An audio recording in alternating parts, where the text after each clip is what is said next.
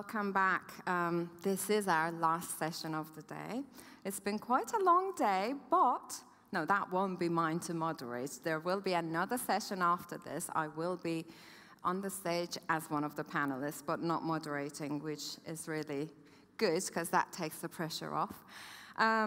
This panel is very close to my heart because we are going to be talking about climate justice and the role of women in sustainability. This panel, Lift Up Our Voices to Change the World, is a panel that celebrates the power of activism and community-led movements. How can individuals harness their voices as instruments of change, shaping a future where collective action drives global transformation? Our remarkable panelists today will be focusing on the essence of activism, importance of grassroots movements, and significant role of women in the issue of environmental justice.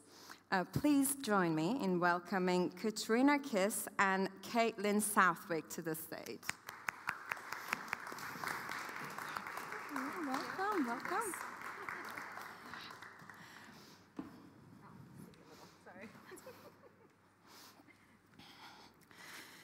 So I'm going to very briefly introduce my guests. I always keep this part short.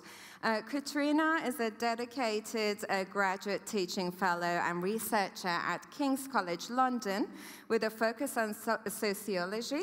She's passionate about bringing positive social change for girls impacted by child marriage and gender-based violence. Currently pursuing her doctoral studies, Katrina will explore the intersection of child marriage and disability in Zimbabwe. And Caitlin is the founder and executive director of Key Culture and Sustainability in Conservation with a professional doctorate in conservation and restoration of cultural heritage. She's dedicated to making cultural heritage a catalyst for a sustainable future. Welcome to you both, and thank you so much for being here with us today. Caitlin, I'm going to start with you. Climate change, of course, is a very complex and global issue that requires widespread engagement and action, and we know the role that communities play in this. How do you believe that we can effectively engage and motivate individuals from diverse backgrounds to take action? That's a great question. So my background, as was mentioned, is in cultural heritage. So I was an art conservator by training. And I really loved my job. Like, I've gotten to do some of the coolest things. First of all, art conservation, that is actually a job. Who knew? Basically, we're like art doctors. So if there's a broken or dirty statue, I can come fix it. Very important job, right? And I loved my job. I loved the, the challenge of it. Everything was always new and different. But I really hated the negative environmental impact.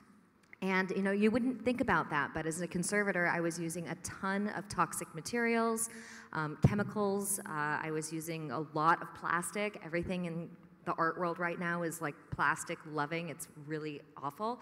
And also, I don't know if you guys have ever noticed when you walk into a museum, there's a very specific temperature and relative humidity. And that is to preserve the collections. So there were all of these things about my day job that I felt was really against my moral and ethical compass. And what was so interesting to me was that the conservation world, but not just that, the cultural sector at large, this community, international community of people who were really passionate about art and creative expression and preserving our past and education, that was not in line with sustainability. And there's so many aspects to the cultural world that are not sustainable, not just from an environmental perspective, but also from a social and economic perspective. And so this was exactly my question. How do we rally this community of professionals to engage in action? They want to, the desire is there, but how do you translate that into actually making change? And for me, it was really about looking at sustainability in a holistic way, thinking about it in a way that, was not overwhelming, and breaking it down into bite-sized pieces, I suppose. It's about finding entry points for everyone. It's about empowerment and education.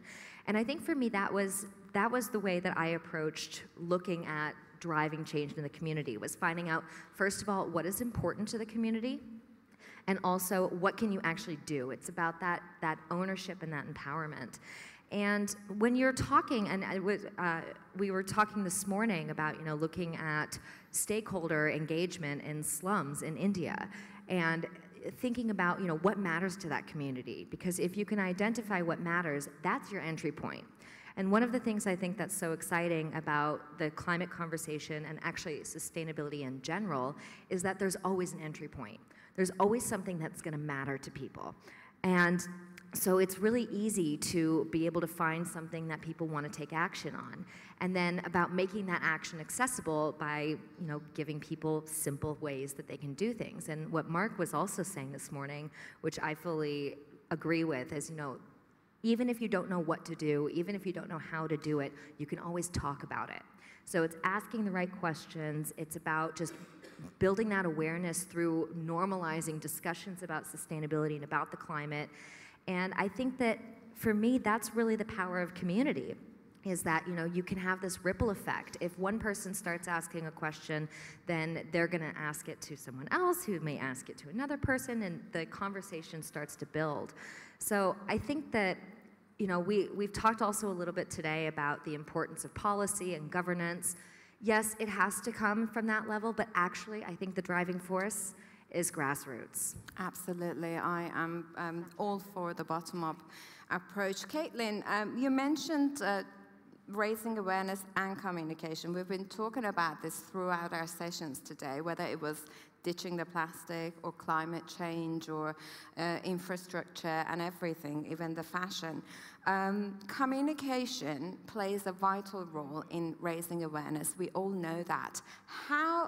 What approaches or methods do you use to communicate the urgency and the importance of taking action? Because that is very challenging, isn't it? I absolutely love this question, because for me, communication is the key to sustainability. As you've said earlier, we have all of the answers. It's just about putting them into place. And for me, it's about also knowing what those answers are and having them communicated to you. So there's kind of two angles, or really three angles, that we can come at this with. Basically, my day-to-day job is to try and find ways that we can communicate with the general public about issues of sustainability. And what we're doing here today is what I believe is the most powerful way to do this. It's through culture. Because we can throw science facts at you all day long, but is that going to drive behavior change? I don't think so. Doesn't look like it's working so far. So how do we get people to change? And it's really interesting. I've been doing a lot of research on this, especially looking at things like behavioral economics and action-based storytelling. And the way that I've seen that people actually drive behavior change is when they feel they have a personal connection. If you go into a museum and you go to an exhibit about climate change that talks to you about your story and your context and makes it relevant to you, you're going to leave with a new perspective. You're going to leave having that emotional driver to maybe do something a little bit different in your life. And I think that that's what's really the power of the cultural sector. Through art, through creative expression, we can connect with people on a deeply personal and emotional level that actually drives behavior change. Because guess what? Humans are not rational. Sorry. We're emotional, and we're going to do things because we want to, not because we're told to. And that's the other thing that's so important, is about creating ownership. It's not effective to go to a community and say, okay, you guys have to do it this way now, because that's not creating this, and it doesn't motivation. work, trust me. At the beginning of my activism, I tried that, yeah. and I learned by doing. I was like, yeah, that's not working. No one's listening to me.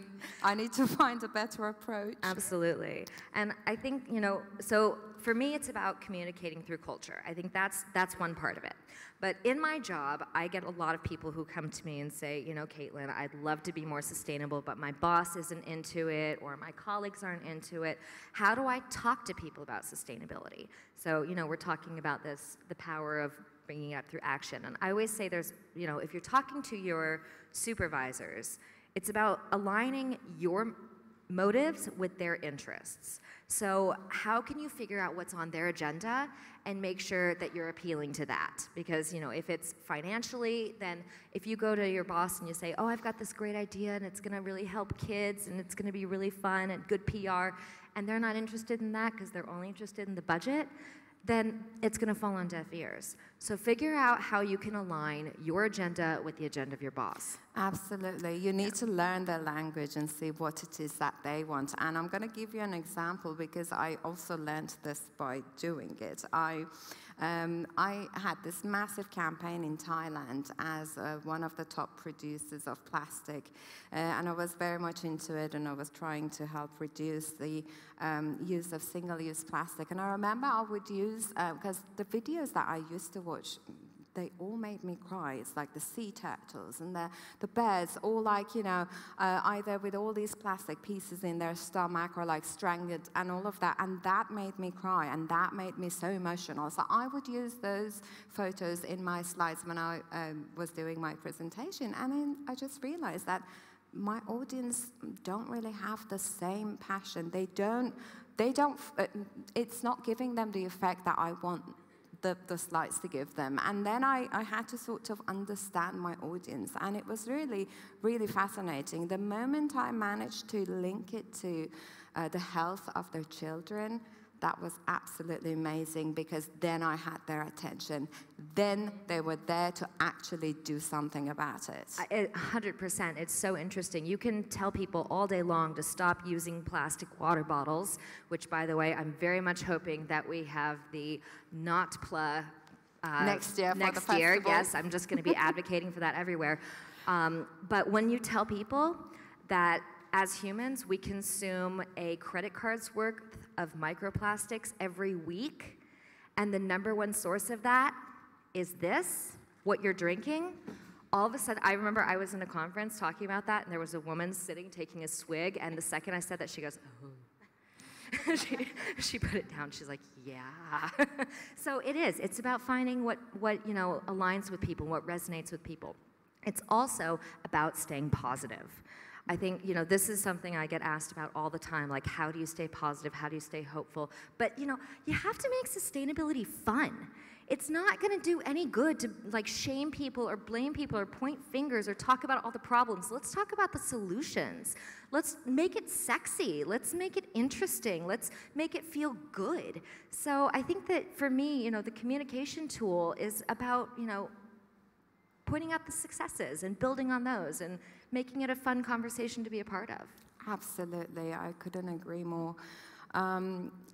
Katrina, I'm gonna come to you with this question. I'm going to ask you a question about climate change, but I also want to point out that it's not just, when we talk about justice in general, especially when it comes to environmental issues, it's not just climate change. Environmental issues of all sorts, I can say, that bring that injustice that unfortunately always impact the least privileged in our communities or in the world. But I'm going to focus on climate change because I know you have some experience in this area. Climate change has been found to disproportionately affect women and children. So could you shed light on some of the specific ways in which climate change impacts the lives and well-being of women and children in many parts of the world? Yes, absolutely. Thank you for the question, Shooka. So I was reading a recent blog post by UNICEF, and if you're not familiar with UNICEF, it is the UN agency that is basically in charge of providing humanitarian and developmental aid for children and youth all over the globe. They're massive, they're everywhere. And they were talking about that right now we are in a state of polycrisis. So this is where we have, we're facing several devastating events that are all happening simultaneously. It's not like one is happening here and then 6 months later you get another huge event. They're all happening at the same time and at a rapid pace. So I'm thinking of like the war on Ukraine. I'm thinking of food insecurity and inflation. I'm thinking of the pandemic that we all just went through as a globe. And now I'm thinking very much of climate change. So we know that the effects of climate change, they disrupt any sense of normalcy. They exacerbate conditions and settings that are already vulnerable, as Shooka was saying. And we know what those direct effects are, so frequency and severity of natural disasters, intense prolonged droughts, decrease in crops and agriculture, extreme temperatures, flooding. I could probably go on and on. But we also know that there are some indirect effects that I really think are critical when we're thinking about women and children and climate justice. So I'm thinking of those direct effects causing displacement and migration, poverty, breaking down of infrastructures, conflict. All of these things are going to greatly impact, obviously, all of humanity, but in particular the health, and I'm including sexual and reproductive health and rights as a key there, and education and livelihoods of women and children who are increasingly more vulnerable to these impacts and therefore more at risk of having their rights violated. And I think possibly the most urgent and prominent ways that climate change is impacting on the lives of women and children and their well-being is through health, safety and security, and education. And we know that disasters create times of precarity and times when resources are scarce or practically non-existent. And we also know that pathways of support and security, they can break down. For example, I'll just give a couple examples. So in relation to natural disasters, schools could be closed for prolonged periods of time. And we saw this during COVID-19. I don't know in the Czech Republic, but in the UK, schools closed. Children were not allowed in schools. Eventually, the government realized that was not a good idea to have children out of school for multiple reasons, but the top one for me is safeguarding. So they started letting some children back in schools.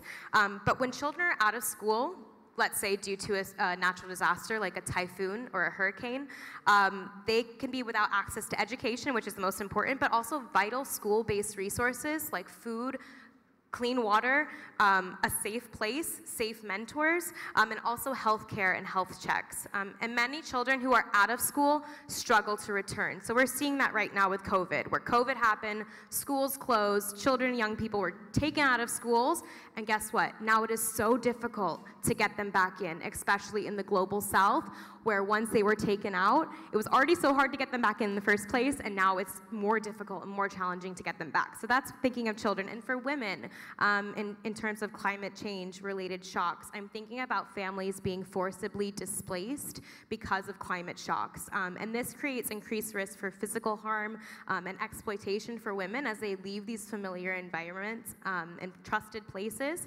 And it also creates barriers in access to resources. So then we have women in the position where, of course, we know that women are the caregivers of the family, usually. And if you need access to basic needs, you will almost do anything to get access to those basic needs. So then I'm thinking of exploitation and coercion happening because of being forcibly displaced through climate shock. So those are a couple of things. And just to end my point on this, the intersection then of being young, so let's say anyone under 18, and a woman, places you at greater risk of heightened vulnerability to all of these things and heightened vulnerability to the effects of climate change. And I just want to share, I'm looking at my tablet so I don't get these stats wrong, but there was a recent UNICEF survey of 17,000 adolescent girls, so that's between the age of 14 and 19, in 29 countries, and 8 out of 10 reported having experienced a climate-related shock. 16% reported disruptions of their education due to climate-related shocks, and 32% reported having less food to eat because of climate change.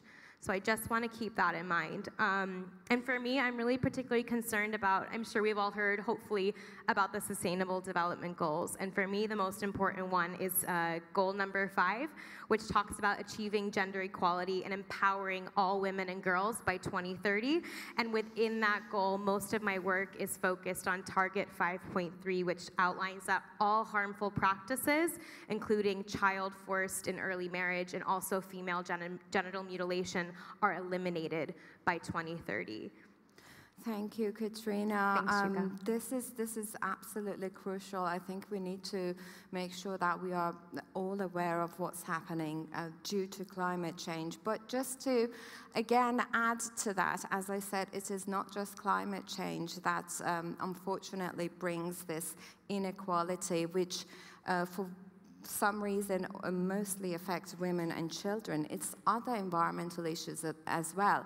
And I'm an environmental correspondent working for a TV channel in London. It's a Farsi-speaking channel, which means our audience around the world are Iranians.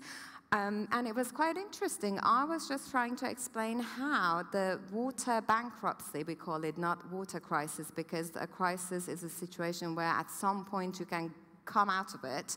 Unfortunately, we have gotten to a point of no return in Iran. So that's why the situation, the water shortage and all the problems that come with it is known as water bankruptcy. But they couldn't understand how it affects women and children more. And I'm just going to give you an example. And this is a survey that was done in one of the least privileged provinces in the south of Iran, where the climate is hotter, and therefore the accessibility and the availability of water is also very much limited. But then in other parts of the country, children go to summer schools because they can. In this very province, that's when children helping their mothers and their sisters to go to the lakes. They have these little artificial lakes to carry gallons of water, and they have to walk a very long distance to get to that pool, and sometimes there are crocodiles in that pool, and we had so many incidents. And then to bring back the water that is not even drinkable, but they drink that water. And the same goes for women. So they start this at the age of 5. The children go with their mothers to get water and back. And the lady, one of the ladies that was interviewed, she was saying that I was 5 when I started this, and I'm 40 now, and I still do this. They call them water carriers because they just carry water for long distances. And she said, she was saying that, and talking about it, I get goosebumps. She was like, and just the pain, the back pain, and the pain that I get is the least of my problems. So this is how it affects, and it's linked to children and women. And this is just one of the many examples. But going back to the effects of climate change on women and children, we know that it can manifest in various ways. I was just giving an example about another environmental issue. But we know, like, the health risks. You did talk about displacement issues, but can you discuss some examples or case studies that highlight these impacts and their long-term consequences? Because having to deal with it now is one thing, but then the longer effect of it in years to come, I think that's another issue that we need to really also be aware of. Absolutely. Thank you, Shooka. So there are so many case studies and examples I could give, but most of my research and my work is on child marriage, so I'm going to tap into that for you a little bit more. But just to give you a little bit of context on child marriage. So child marriage is defined as any informal or formal marriage or union where one or both of the parties is under age 18. It happens everywhere in the world, even in first world countries. Even in my home country, the United States, there's a high rate of child marriage. And it's a form of gender-based violence. This is how it's now being categorized. And it violates the life trajectories and the rights of girls and worldwide, really. So every minute, sorry with the stats, but I really think it makes a point here. So every minute, 23 girls are married before the age of 18 globally. And each year, 12 million girls are married in childhood. And now, because of the pandemic, they've started doing estimates of what was the impact of the pandemic on child marriage, and they have found that the pandemic itself will now have caused an additional 10 million girls to be married before 18. That's huge. And just in this 1-hour session, I want you to keep this in mind, 1,380 girls will have been married under the age of 18, just in 1 hour of this session of you sitting here with the three of us. So child marriage is really influenced by harmful social and gender norms, as well as multiple other drivers, so crises, environmental crises, poverty, and also conflict. It's a really complex practice that perpetuates gender inequality and discrimination, and it places girls and young women at a real disadvantage to fully embody their lives, their dreams, and living a life free of violence, and without achieving those rights. And we're really just now starting to understand how climate change is interlinked with child marriage. So all of this is very new. It's very new for me.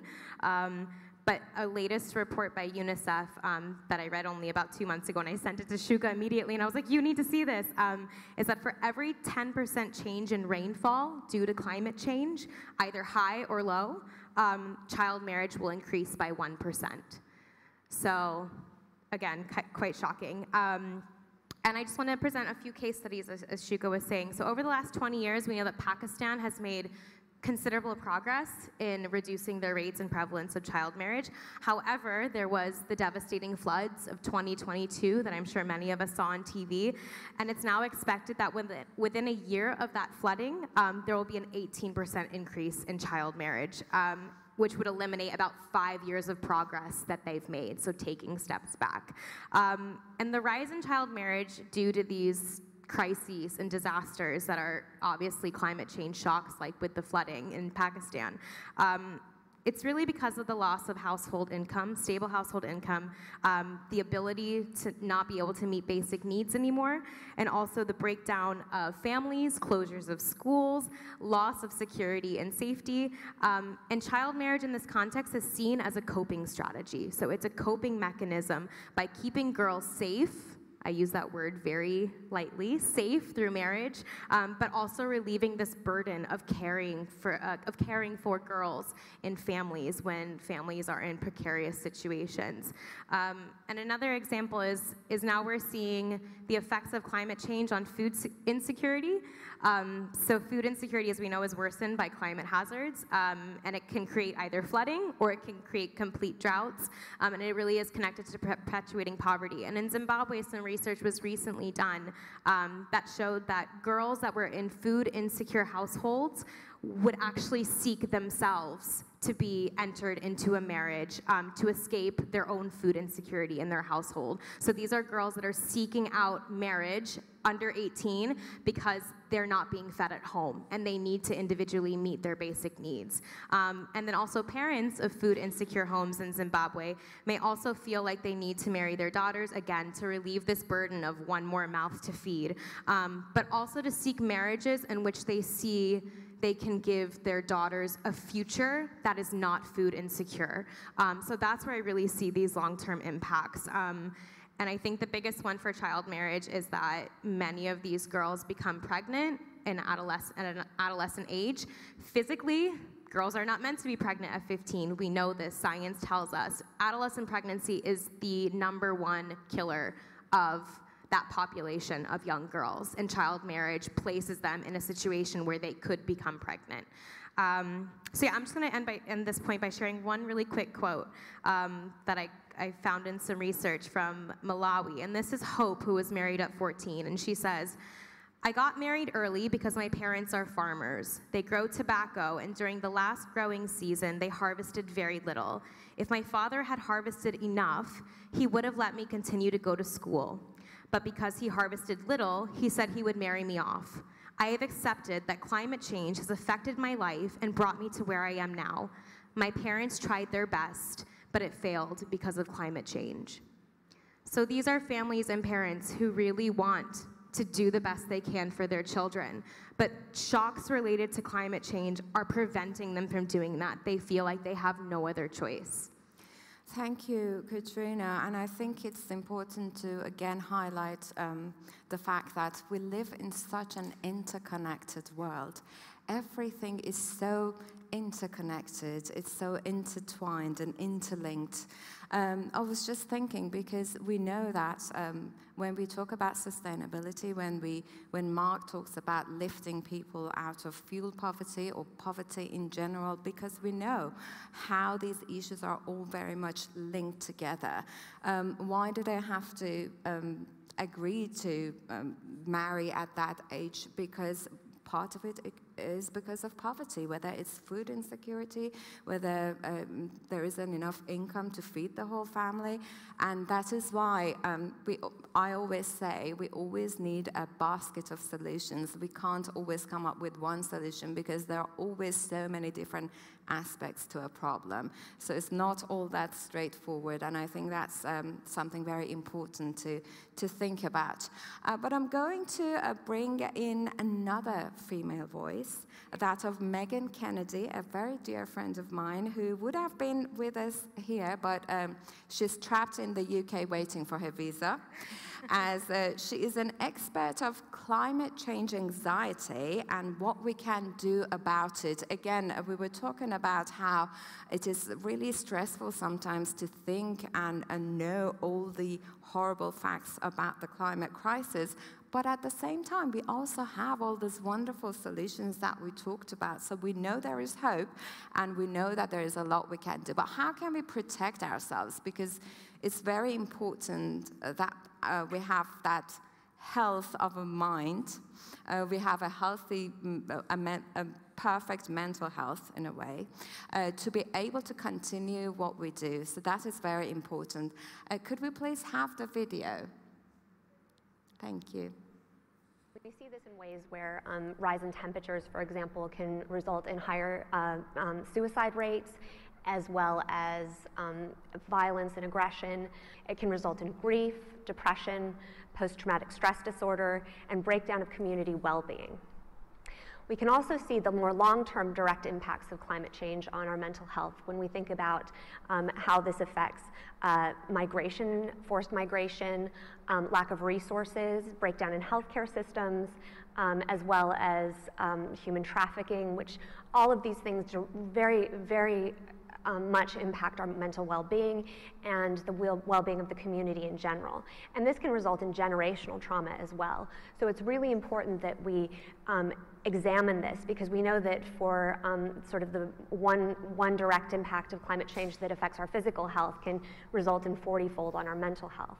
So it's very important that we are looking at policy, looking at funding to support sort of the direct line people that are affected by this.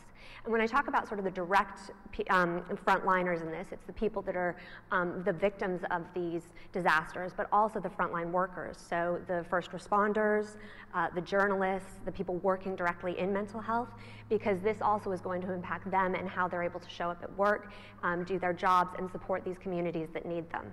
We can also think about sort of the direct impacts of day-to-day lives with people when they're exposed to carbon pollution. For example, those with asthma are more likely to feel isolation, depression, and anxiety.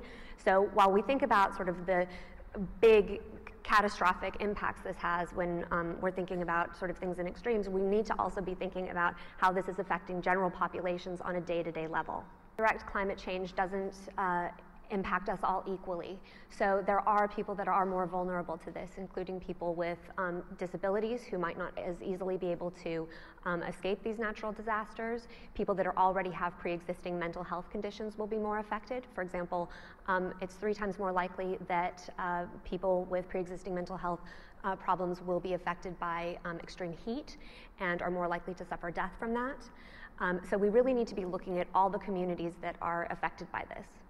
Saying that, we also have the indirect impacts of climate change. So when there are those natural disasters that we hear about and see about in our news, in our daily lives, on our social medias, we're all impacted by this. And it impacts people differently. We have different psychological defenses that come into play, where some people might deny it or be overwhelmed by it. And we really need to address this, because when people feel this sense of lack of agency and lack of ability to respond to these indirect influences and information that we receive, it means that it hinders us from actually taking the action that we need to take. So when people experience things, these indirect impacts like climate anxiety or climate grief or climate stress or climate rage, it's really important to look at these with empathy and with a softness, because what they're actually doing is they're indicating to us that something is fundamentally wrong in our world, in our systems, and they need to change. So when we're experiencing these difficult emotions, it's important that we look to them with curiosity, and we look to them with insight and self-compassion and compassion for others, because these indirect effects are really having an impact on people's lives, on the careers that they're looking at pursuing, on family decisions, whether or not to have children, on financial decisions that they make. And so we know that these are really important questions for people, especially those of younger generations that are coming up into this world who will experience higher rates of natural disaster. And it's really important that we, as the people that are in charge now and the communities that we're in now, support the actions of these younger people, give them the mental resilience that they need, give them the policy changes that they need, because they're immediately being impacted by this on an emotional level as they see the world changing around them rapidly. We know that there's a whole range of emotions that go along with this. People experience climate grief over loss of land or species, or an anger at the social injustice and inequality of what's happening around the world by those that have the least impact on climate change but are being affected the most. And I think it's really important that we normalize these emotions, because they indicate that something's wrong within our system, wrong within our society, that we are accepting this as something that's okay. When we anchor ourselves in our community, in our values, that's where we can really affect the systemic change that needs to happen in policy, in our lives, and in the way we show up in the world. When we harness the sense of our awareness about the climate crisis, anchor in the well-being, and promote resilience in the action that we take, that's when we are able to truly become climate empowered. Well, that was Megan. I really wish she was here with us. I have so many questions, but just a few takeaways on that video. We all experience the issue of climate change differently, whether we are directly impacted by it, like these children that Katrina talked about, or people like us. I experienced climate change firsthand, but I know many colleagues here that they haven't directly experienced it, but you hear about it on the news and you might feel stressed, anxious, and it's all okay. It's important to acknowledge the emotions that such an issue brings.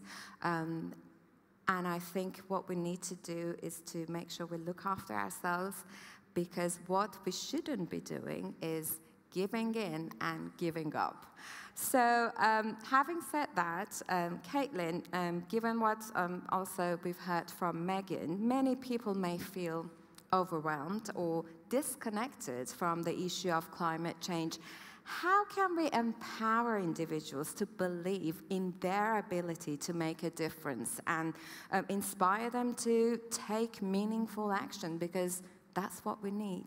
Yeah, absolutely. And this is a tricky and also simple question. For me, empowerment comes through education. I think that we're all really good people and that we all want to do the right thing. The question is, what is the right thing? I always talk about this, like when I was a little girl, I grew up in the United States as well, and when we go to the grocery store, they would ask you if you want a paper bag or a plastic bag for your groceries.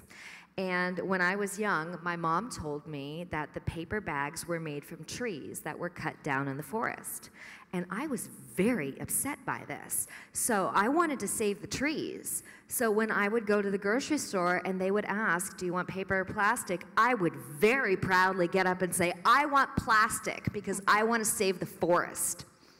Yeah, I was 4, so you can cut me some slack. And obviously now I know, oh my gosh, that was so the wrong choice. But you do what you know. So for me, the way to empower people is by educating them. It's by educating yourselves as well. I mean, one of the things that I absolutely love about my job is that I get to learn about all of these cool sustainability solutions every day. I'm an art conservator. I wasn't trained to be a sustainability expert, but I learn about it all the time because I'm educating myself. And by educating myself, I can help educate others, and collectively we can all learn about how we can move in the right direction. So for me, I think it's about, yeah, it's just about, like, you know, we have the solutions, we just need to know what they are, and this is, of course, where the whole communication thing comes into play. And when it comes to sustainable action, I think, you know, pick something that is manageable. Like, it doesn't have to be a big place to start, but what is really amazing about change is that it starts with something small and then it builds on itself. So, you know, bring a reusable water bottle to your conference or to your festival rather than taking a plastic one.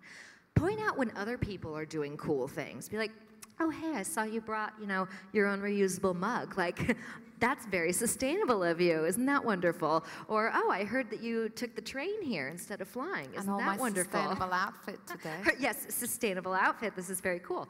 And because once again, this goes back to, you know, empowering people, making people feel good about the choices they're making, pointing out successes, building on those successes. And, you know, I also find that it's really empowering. You know, you don't have to be very dictative about these things and educating people. And this is a lot of the work that I do is, you know, how do you become a leader for sustainability? And it's kind of this train the trainers thing, but it's leading by example as well.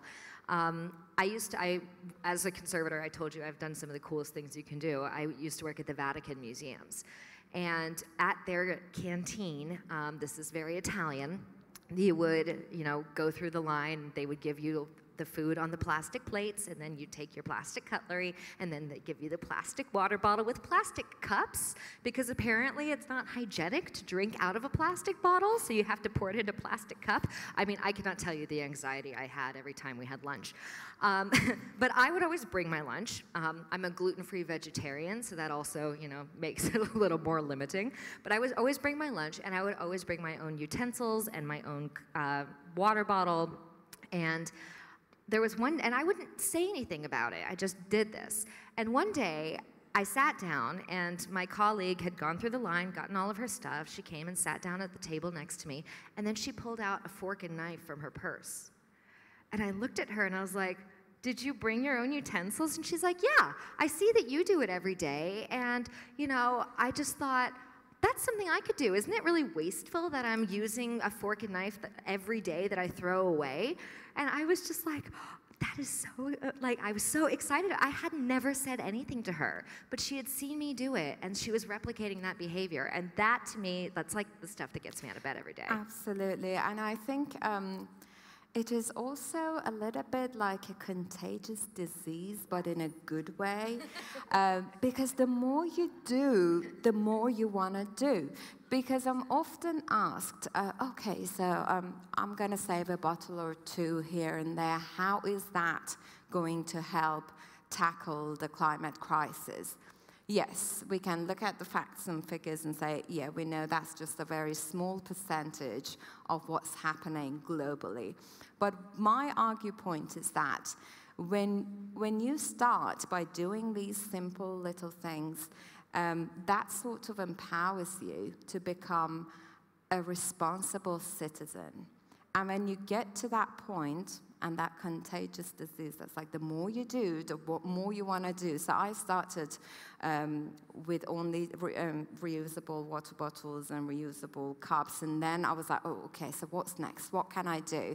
And I added that as part of my like New Year's resolution. Yeah, so that's very important, because once you become environmentally aware by empowering yourself through doing simple things, you will be that citizen who would then think twice before voting for the politician and the leader of the country. I'm going to choose this person because I want these policies in place.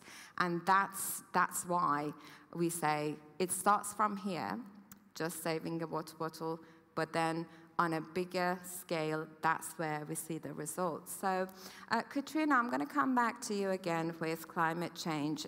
We know that climate change exacerbates existing gender inequality and often places an additional burden on women and girls. In terms of caregiving responsibilities, we mentioned that a lot. I would like you to tell us how we can ensure that climate change adaptation and mitigation efforts address these gender-specific challenges and promote gender equality. Yeah, it's a really good question. I think anyone who is trying to make any effort to ensure that climate change adaptation and mitigation addresses gender-specific challenges is to talk to women and girls. I mean, it seems so simple, but it's true. We need to be building trustworthy and respectful relationships with local communities and partner with them and learn from them. And in particular, we need to elevate the experiences and the voices of feminist, women-led organizations and youth organizations that are working directly on the ground in local communities with these stakeholders and elevating their voices to local, regional, national, global levels. And any sort of adaptation or mitigation efforts for climate change, I really believe that they need to be contextually and culturally informed and grounded. Climate change shocks are going to manifest very differently in different environments, as we know. And the people that should be telling us how to mitigate those shocks are the ones that are living through those shocks or have lived through those shocks. There's not, I think, a one-size-fits-all in terms of climate change mitigation and adaptation, and especially when we're thinking about including a gender lens on it as well. And in the specific case of child marriage, just to go back to it a little bit, obviously we need to include women, girls, and young people in these conversations, but we do also need to include men and boys because they are often the key stakeholders. They are often the decision makers in times of crises. And we know that they play a central role in this discussion, and we also know that there are potentially barriers to climate change efforts and mitigation. And we need to know what those barriers are. So basically, I would love to have everyone at the table, but I really want to make sure that women and girls and children and young people are meaningfully included and that their voices are elevated and are not drowned out by a dominant voice in that. And truly, I always say this in my work on gender, women and girls are the experts on their lives. If you want to know what their needs are and what their vulnerabilities are, they are the experts. Please do ask them. Please engage with them. We should not be leaving them out of these conversations. And I'm so thankful to Shooka today for, I don't know how many of you have been with us the whole day or if you just dropped in for the session, but this whole day has really had a female perspective and lens and voice, and I really commend her for that because we need more of that in humanitarian work. We need more of that in development work. I am not a climate change expert, but I am sure in the climate change world, we need more voices of women and girls and young people to lead that. And I will just and that there was a recent Girls Deliver event in Rwanda that was this huge event that brought female thinkers and feminists and activists all in one place. And the UNICEF Goodwill Ambassador, she said, as a climate activist, I want to tell you that there is no climate justice without gender justice. And I think that that's the point that Shooka has made with this session, is that it's not just about climate justice, it is also about gender justice and making sure that climate change efforts do not forget that climate change vulnerability is gendered, and we always need to keep that in mind. Beautifully said, Katrina, and I'm going to borrow this phrase from Mr. Gore, my mentor. He always says that climate change is a social justice issue. And it really is. It really is. I mean, I think today we even managed to have a better look at it and see how these two are very much interconnected and linked. We talked a lot today about collective action. We talked about the bottom-up approach and the importance of acknowledging indigenous communities, but also indigenous knowledge we need those. I mean, you asked a really good question from Louise on if they are collaborating with the locals, because I truly believe as a person in the field of sustainability, that's one of the keys. Again, you talked about these people know better how to manage their life when they experience those extreme weather events. And that's again true. I did another research on that with the coastal communities in the Philippines, and how the policies that were made for flood management was very much irrelevant to what the locals could do. It's because just some people were sitting there in their safe office in Manila deciding what those local people should do when they are in that situation of flooding, or whether it's typhoons or cyclones, and that's just absolutely nonsense, and we really, really need to address that. So I'm going to ask Caitlin, talking about this collective action and the systemic change, in your experience, how does the local community contribute to conservation efforts and addressing the challenges posed by climate change? I think this is, really the key is collective action. And to me, we've talked about a lot of the issues around climate change, around everything from social justice, gender justice, all of these issues, all of the interconnectivity. But a lot of the problems are that we feel that they're insurmountable because maybe these issues are systemic. I mean, right now, like, for example, I'm going to New York next week. It's the first time in a year that I will be on a plane, because I do all of my travel by train. But I can't take the train to New York, and there's nothing I can do about that. And, it's an issue that I don't have control over. And, there's actually something called, there's a name for this, Scope 3 emissions. But it's, and this was also something that was brought up in the previous session on fashion, and if we have this kind of supply and demand, then we will start creating more opportunities. And it's very much the same thing, the same idea with collective action. It's this idea that if enough people are doing it, then it'll start becoming the norm. And I know you're asking me for like more boots on the ground, local communities, climate change. I'm gonna talk very quickly about something that I'm working on right now, and then I'll give an example of a really cool project that was done in Hawaii.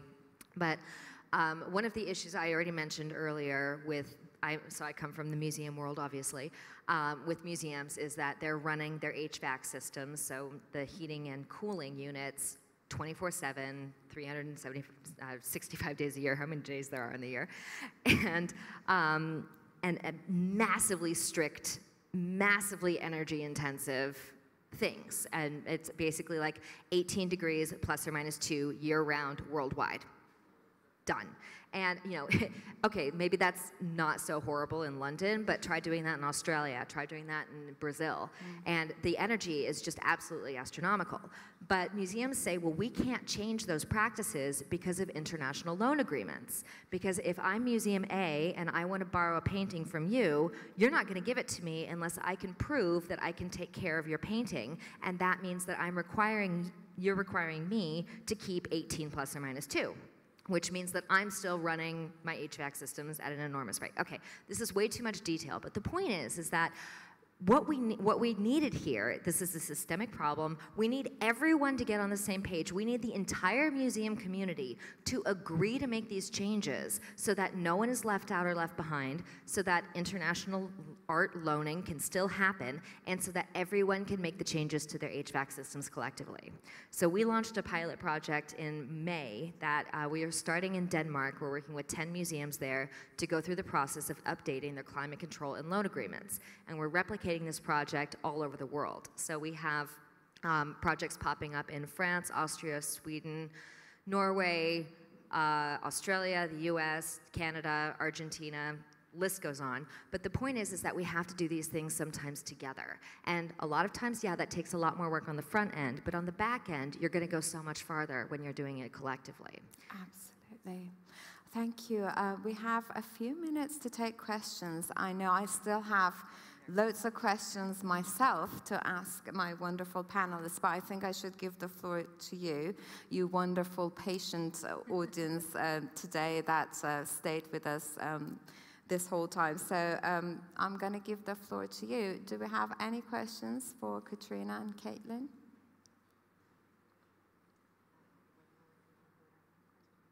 Yes.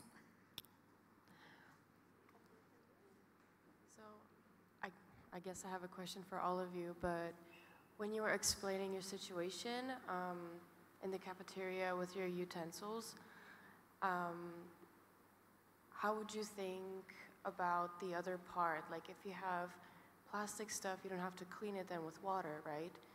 So, but when you do have like reusable stuff, you have to clean it with water. So now we're talking about like water waste and like that kind of part. So like what would you say about that? I love that you asked this because this is actually a question that I got when I first started like being the sustainability person at my school back when I was a master's student. We had, at our coffee break, we had these kind of cups and then we had mugs. And literally, like, we're not going anywhere. We're gonna go to the coffee machine, get our coffees, we're gonna sit in the corner right there, we're gonna drink them, and then we're gonna go back to our offices, so our lab at that point. And everyone would grab the paper cups. And I was nagging at them, guys, why are you doing that? Please use the reusable ones. It's so much better. And then one of my colleagues asked me, she said, well, actually, I don't think it is, because think about all of the heating that it takes to make hot water to wash it. Think about all of the chemicals that you're putting down the drain in the soap. Surfactants, which I won't get into the chemistry of it, but you know, they're bad for the environment, and all of these other elements. And we got into this big debate about this, and I was like, oh my gosh, that's a really good point. I hadn't thought about that. So that's when I learned about something called life cycle analysis. And an LCA, which we talked about earlier today, is basically an assessment of the carbon impact of a material. So there have been life cycle assessments done on paper cups versus glass or ceramic cups. And bottom line is that it is better to use the glass and ceramic in terms of the environmental impact, but you do have to use it a certain number of times. So it's really interesting. Cotton tote bags, which is really amazing to me. Everyone thinks that's so sustainable. You have to use it 11,000 times for it to have to like offset its impact. Especially water footprint. Exactly, 100%. So it's a really, really good question, and this is where I think these types of questions are so important, because we have to start thinking critically. We can't just accept everything for face value and say like, oh, you know, I was told it's this, so it's better. Like the Italian colleagues who are thinking it's unhygienic to drink out of a plastic water bottle. Well, guess what? You're ingesting microplastics there, but you're going to be doing the same thing if you pour it into a plastic cup. So I love this question, and keep asking those questions. But if you are curious about, you know, the environmental impact of a material, the really cool thing is that LCAs have been done for almost everything. So Google it. Just life cycle analysis, paper cup, and it will tell you what the impact is. And there are starting to become really great tools and calculators available that you can put in what material it is, and you can do comparisons, and you can learn about the impact of it. So keep asking those questions, because they're really good ones. Thank you. Thank you. Do we have any more questions? Yes, the gentleman over there. Thank you very much for your very fruitful discussion. And I would like to say that I'm afraid that many of the solutions that you provided for sustainability rather touch upon the symptoms of the climate crisis. But in general, in the climate discussion, we're not that much debating the root causes of the climate crisis, which Shooka has underlined, is that basically we are living in a very interlinked, interconnected, globalized, and also capitalist world. So I would like to see your opinion about why the climate discussion doesn't revolve more around the economic system that the world is running on, and it's rather providing us with more and more of market technical solutions that in reality only kind of make the problems that we face more complex, because yeah, they basically come up with new, new problems. Yeah, exactly. In new a problems. way, creating new ones. Yeah, I'm gonna start, if you don't mind. Two things there. I think I mentioned this in the previous panel, talking about. I love this word, and I use it a lot. Trade-offs. So again, when you look at sustainability, you can never be 100% green or 100% sustainable, because we are not yet. We are humans, and we know. I mean, talking about solar panels and wind turbines, we know that we will still have some impact when producing those products, right? But then you look at the level of CO2 and methane and all the greenhouse gases, we do not have a choice. And this is the better option at the moment. We know that. So that's one thing. And another thing is that the techno fixes, luckily I work with many climate scientists like Mark Maslin here, who do think and care about the sustainability aspect of it. Because one of the problems that I had myself as a climate activist, and when I wanted to study my master's, I was debating, and I was like, okay, so do I go and learn more about climate change? Or why should it only be about carbon emissions? I like to know the water footprint of a product. I need to know the land use of something, because we want to talk about it as a whole.